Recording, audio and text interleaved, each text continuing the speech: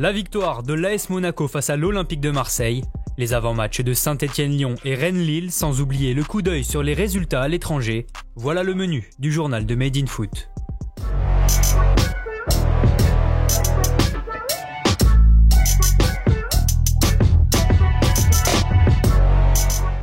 Quatre à la suite pour l'AS Monaco.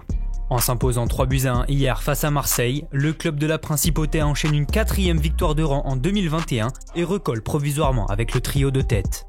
Le match débute pourtant très mal pour les Monégasques puisque c'est l'OM qui ouvre le score avant le quart d'heure de jeu. Lancé dans le dos de la défense par Tchaleta Tsar, Radonjic est plus rapide que tout le monde et s'en va battre le compte d'un plat du pied. Les lignes empêchent les hommes de Kovac de produire leur jeu habituel et seul Sofiane Diop parvient à inquiéter Mandanda. Le portier marseillais va cependant s'incliner dès le retour des vestiaires, impuissant sur une tête pleine lucarne de Maripane sur corner. Dans une seconde période très pauvre en occasion, Monaco va prendre l'avantage encore une fois sur corner. Golovin dépose le ballon sur la tête de Tchouaméni, libre de tout marquage. En fin de match, Jovetic va inscrire un superbe coup franc en nettoyant la lucarne de Mandanda et ainsi valider la victoire des hommes de Kovac. 4e au classement, les joueurs du Rocher distancent leur adversaire du soir. L'Olympique de Marseille n'avance plus avec cette 3e défaite de suite en Ligue 1. Plus tôt dans l'après-midi, l'OGC Nice s'est relancé en l'emportant 1-0 face au RC Lens grâce à un but de Youssef Attal. La 21e journée de Ligue 1 se poursuit aujourd'hui avec en clôture un derby entre l'AS Saint-Étienne et l'Olympique Lyonnais. 16e au classement, les Verts abordent ce match avec un effectif décimé par 7 cas de Covid et 3 blessés. Si Claude Puel a remis en cause l'équité sportive, il a aussi expliqué que ses joueurs étaient encore plus motivés face à l'injustice. L'entraîneur stéphanois devra donc une nouvelle fois aligner une équipe rajeunie avec l'esprit derby. Plusieurs joueurs issus du centre de formation comme le milieu Gourna Douat devraient être titulaires. Du côté de Lyon, il y aura aussi quelques absents et pas des moindres puisque Cornet, Aouar et Paqueta sont forfaits.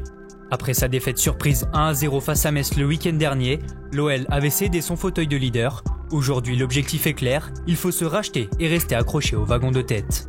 Pour ce 122e derby de l'histoire, le bilan de victoire des deux équipes est le même avec 44 succès chacune. Héros du match aller avec un doublé, Kadewere l'a assuré, les Gaunes veulent faire basculer le ratio de leur côté, coup d'envoi à 21h. Plus tôt dans la journée, une autre affiche alléchante entre le Stade Rennais 5e et le LOSC 2e aura lieu. Avec 5 victoires sur les 7 derniers matchs, les Bretons vont mieux et espèrent faire tomber les Dogs qui restent eux sur 3 victoires à l'extérieur. Cet après-midi, l'équipe de Galtier se déplace sans son meilleur buteur Burak Yılmaz blessé, loin d'être rassurant, d'autant plus que les nordistes n'ont plus gagné à Rennes depuis février 2010.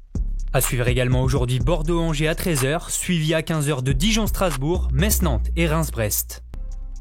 En Angleterre, se jouaient les 16e de finale de la Cup hier et ça s'arrête là pour Arsenal. Les Gunners se sont inclinés 1-0 sur la pelouse de Southampton.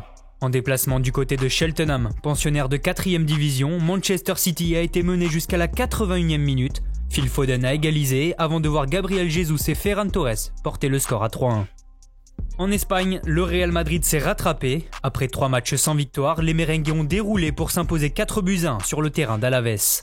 Karim Benzema a inscrit un doublé, les autres réalisations sont signées Casemiro et Hazard. La Casablanca est 2e de Liga, juste devant le FC Séville, facile vainqueur 3-0 de Cadiz grâce au triplé d'En-Nesyri. En Italie, l'AC Milan a lourdement chuté pour la 2e fois de la saison.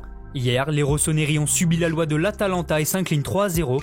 Romero, Ilicic et Zapata sont les buteurs pour la DA. Cette contre-performance n'a pas vraiment profité à l'Inter, tenu en échec 0-0 à Udinese. Enfin, au terme d'un match fou qui s'est soldé par un 4-3, l'AS Roma a arraché les 3 points de la victoire en toute fin de match face à la Spezia.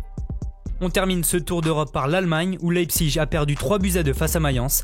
Défaite également 1-0 pour Leverkusen contre Wolfsburg. Les deux formations laissent le Bayern Munich s'échapper en tête de la Bundesliga. Merci à tous de nous avoir suivis. N'hésitez pas à liker, commenter et partager. On se retrouve très bientôt pour un nouveau journal.